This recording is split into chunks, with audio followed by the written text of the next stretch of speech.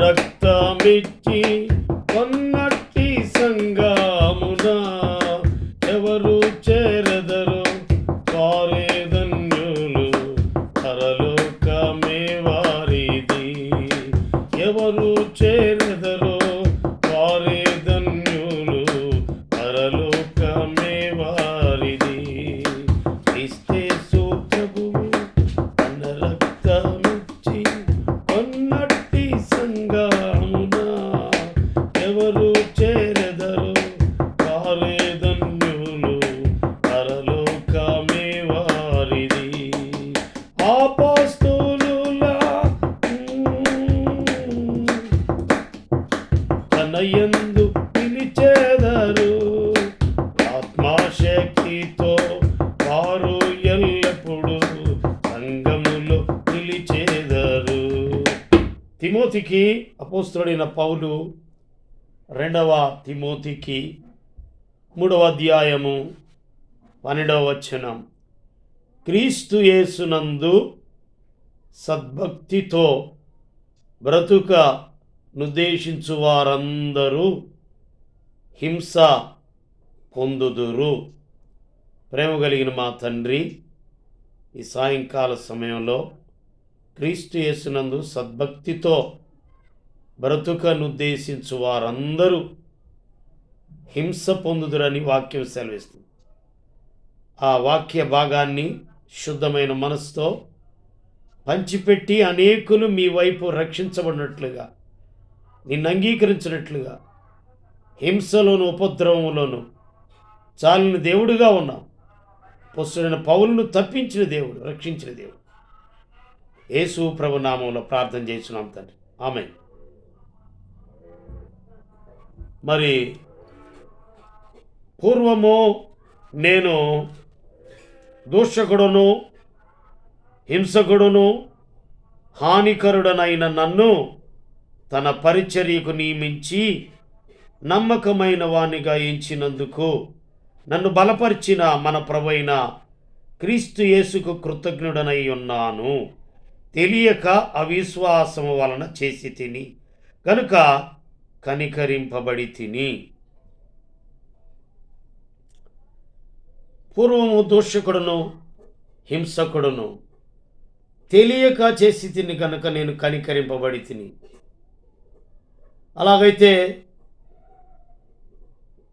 3వ అధ్యాయం 2వ తిమోతికి 3వ అధ్యాయము 11వ వచనం. అంత్యొకయ, ఇకొనియ, లుస్త్రాను పట్టణములలో నాకు కలిగినట్టి హింసలను ఉపద్రవములను తెలుసుకొనిన వాడవై నన్ను వెంబడించితివి.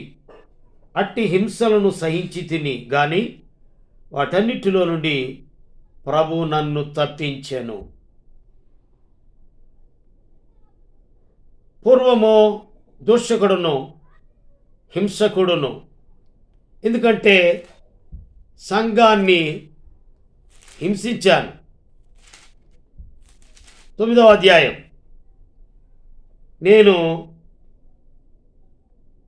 ఇంటింట చొచ్చి పురుషులను స్త్రీలను ఈడ్చుకొని పోయి చెరసాలలో వేయించి సంఘమును పాడు చేయుచుండెను. ఎవరంట? సౌలు. 8వ అధ్యాయంలో 3వ వచనంలో ఆ మాట ఉన్నది. 9వ అధ్యాయం. సౌలు ఇంకను ప్రభు యొక్క శిష్యులను బెదిరించుటయో హత్య చేయుటయును తనకు ప్రాణాధారమైనట్టు ప్రధాన యాజకుని యొద్దకు వెళ్ళి ఈ మార్గమందున్న పురుషులనైనను స్త్రీలనైనను కనుగొని ఎడల వారిని బంధించి యెరూషలేమును తీసుకుని వచ్చుట దమస్కులోని సమాజం వారికి పత్రికలిమ్మని అడిగారు. ఈ రీతిగా మరి అతడు ప్రయాణం చేస్తూ దమస్కు దగ్గరకు వచ్చినప్పుడు అకస్మాత్తుగా ఆకాశం నుండి ఒక వెలుగు అతని చుట్టూ ప్రకాశించింది. అప్పుడు అతడు నేల మీద పడి, సౌలా సౌలా, నీవేళ నన్ను హింసించుచున్నావని తనతో ఒక స్వరం పలుకుట వినెను. కనుకనే ఆయన, పూర్వము నేను దూషకుడును, హింసకుడును, హానికరుడైన నేను తెలియక అవిశ్వాసం వల్ల చేసి తిని కనుక కనికరింపబడి తిని. అలాగైతే 3వ అధ్యాయము 2వ తిమోతి, మరి అక్కడ 11వ వచనంలో నేను హింసించబడ్డాను. అంతియొకయ, ఈకోనియా, లుస్త్రా అను పట్టణములలో నాకు కలిగినట్టి హింసలను ఉపద్రవములను తెలుసుకుని వాడవై నన్ను వెంబడించింది. అలాగైతే తన తప్పు తాను తెలుసుకున్న తర్వాత నేను హింసకుడను, హానికరుడను, దోషకుడను అని చెప్తున్నాడు. అయితే ఈ సమయంలో క్రీస్తు యేసుతో సద్భక్తితో బ్రతుకును ఉద్దేశించు వారందరూ హింస పొందుదురు. మరి దానియేలు గ్రంథం దానియేలు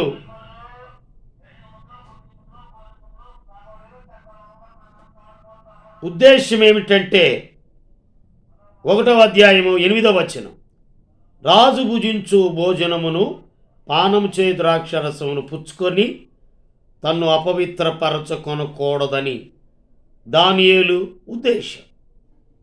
అలాగైతే ఆయన ఆ ఉద్దేశంతో ఉన్నాడు కాబట్టి అన్నిట్లో మరి హెచ్చించబడ్డాడు. 10 దినముల వరకు మమ్మల్ని పరీక్షించమన్నాడు. దానియేలు మరియు రాజు, ఈ మర్మమును బయలుపరచుటకు నీవు సమర్థుడు అయితివే. నీ దేవుడు దేవతలకు దేవుడు, రాజులకును ప్రభువును మర్మములు బయలుపరచువాడనై ఉన్నాడని దానియేలునకు ప్రత్యుత్తరం ఇచ్చాను. అప్పుడు రాజు దానియేలును బహుగా హెచ్చించి అనేక గొప్ప దానములిచ్చి అతనిని బబులోను సంస్థానమంతటి మీద అధిపతిని గాను, బబులోను జ్ఞానులందరిలో ప్రధానునిగాను నియమించాను.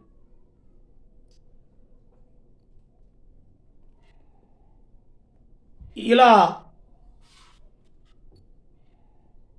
ఆత్మ సంబంధంగా, దైవ సంబంధంగా దేవుని సన్నిధిలో ఉండి బహుబలంగా దేవుని మర్మాలు చెప్తున్నాడు. 3వ అధ్యాయంలో కూడా షడ్రకు, మేషకు, అబేద్నెగోలు వారికి హింస వచ్చింది. అయితే షడ్రకు, మేషకు, అబేద్నెగో, మీరు నా దేవతలను పూజించటం లేదనియు నేను నిలవబెట్టించిన బంగారు ప్రతిమకు నమస్కరించటం లేదేను నాకు వినబడినది. అది నిజమా? నా చేతుల నుండి మిమ్మల్ని విడిపింపగల దేవుడు ఎక్కడున్నాడు? షడ్రకు, మేషకు, అబేద్నెగో రాజుతో ఇలాగ చెప్పిరి, నెబుకద్నెజరు, ఇందును గురించి నీకు ప్రత్యుత్తరం ఇవ్వాలన్న చింత మాకు లేదు. మేము సేవించుచున్న దేవుడు మండుచున్న వేడిమి కలిగి అగ్నిగుండంలో నుండి మమ్మల్ని తప్పించి రక్షించుటకు సమర్థుడు. అయితే వారు హింస 7 అంతలు చేశాడు అగ్నిని. వారి అంగీలు తీయకనే, పై వస్త్రములు తీయకనే ఉన్నపాటున ముగ్గురిని వేడిమి గలగా మండుచున్న గుండము నడుమ పడవేసిరి. రాజాజ్ఞ తీవ్రమైనందున, గుండం మిక్కిలి వేడిమి గలదైనందున షడ్రకు, మేషకు, అబేద్నెగోలను విసిరివేసిన ఆ మనుషులు అగ్ని జ్వాలల చేత కాల్చబడి చనిపోయి హింసని ఏమాత్రం వెనుక తీయలేదు. కనుక షడ్రకు, మేషకు, అబేద్నెగోల దేవుడు పూజార్హుడని చెప్తున్నాడు. షడ్రకు, మేషకు, అబేద్నెగోను వారలారా, మహోన్నతుడు దేవుని సేవకులారా, బయటకు వచ్చిన 5 రండని పిలవగా షడ్రకు, మేషకు, అబేద్నెగో ఆ అగ్నిలో నుండి బయటికి వచ్చిరి. అప్పుడు షడ్రకు, మేషకు, అబేద్నెగోను వీరి దేవుడు పూజార్హుడు. నంబర్ 1. నంబర్ 2, 6వ అధ్యాయం.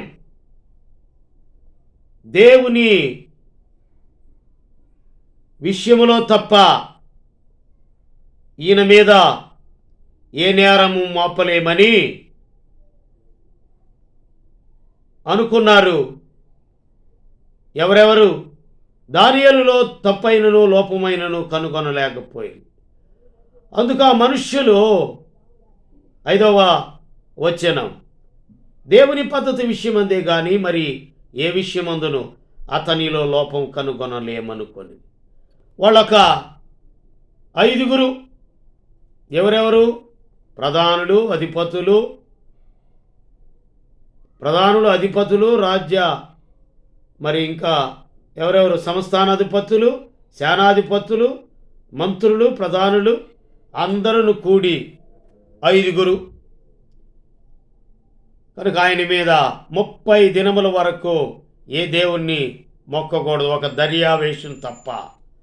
అన్నప్పుడు హింస అయినా ఆయన సంతకం చేయబడిన 30 దినములు సంతకం చేశాడు ఆయన. అయితే 10వ వచనం, ఇట్టి శాసనం సంతకం చేయబడని దానియేలు తెలుసుకునేను.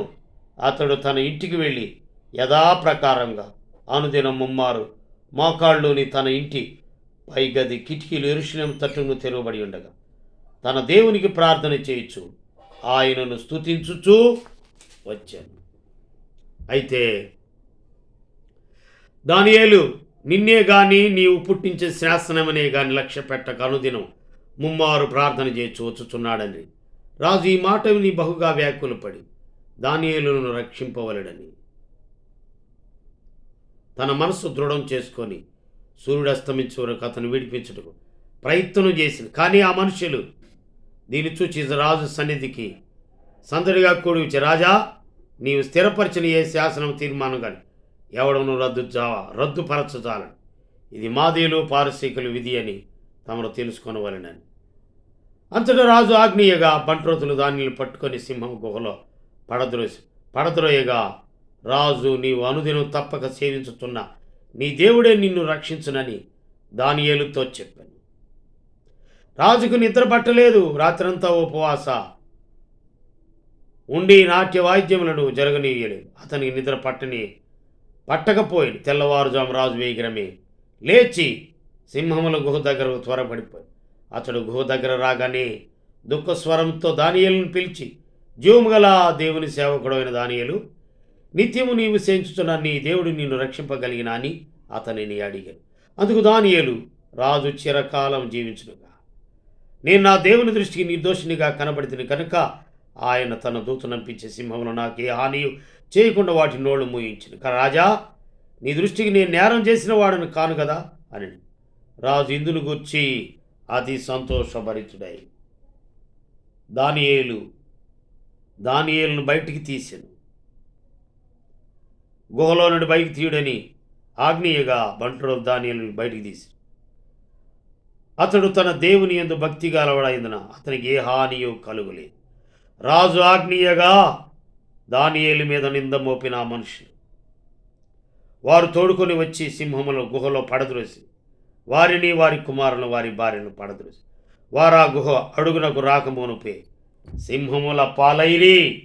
సింహములు వారి ఎముకలు సైతం పగుల గొరికి పొడి చేశాను. క్రీస్తు యేసునందు సద్భక్తితో బ్రతుకనుద్దేశించు వారందరూ ఒక దానియేలేమిటి, షడ్రకు, మేషకు, అబేద్నెగోలు. సద్భక్తి అంటే మంచి భక్తి. దానియేలు భక్తి గలవాడు. షడ్రకు, మేషకు, అబేద్నెగోలు భక్తి గలవారు. అలాగైతే దానియేలు దేవుడు, షడ్రకు, మేషకు, అబేద్నెగోలు దేవుడే పూజార్హుడు. ఆ ముగ్గురు దేవుడే ముఖ్యమైన వాడని, దానియేలు దేవుడే ముఖ్యమైన వాడని అందుకని మీ మీద అబద్ధముగా, మత్తయి సువార్త 10వ అధ్యాయం, మీ మీద అబద్ధముగా చెడ్డ మాటలల్లా పలుకున్నప్పుడు మీరు సంతోషించి ఆనందించి, నా నిమిత్తం మీరు ద్వేషించబడుదురు, నా నిమిత్తం మీరు కొట్టబడుదురు. అప్పుడు ఏం చెప్పాలో ఏం చేయాలో ఆ సమయంలోనే మీకు 24వ అధ్యాయం మత్తయి సువార్త 8వ వచనం, అక్కడక్కడ కరువులు భూకంపములు కలుగును, ఇవన్నీ వేదనలకు ప్రారంభం. అప్పుడు జనులు మిమ్ములను శ్రమల పాలు చేసి చంపెదరు. మీరు నా నామము నిమిత్తం సకల జనముల చేత ద్వేషించబడుదురు. అనేకులు అభ్యంతరపడి ఒకరినొకడు అప్పగించి ఒకరినొకడు ద్వేషింతులు. ఇప్పుడు అదే జరుగుతుంది. అనేకులైన అబద్ధ ప్రవక్తలు వచ్చి పలువురిని మోసపరు.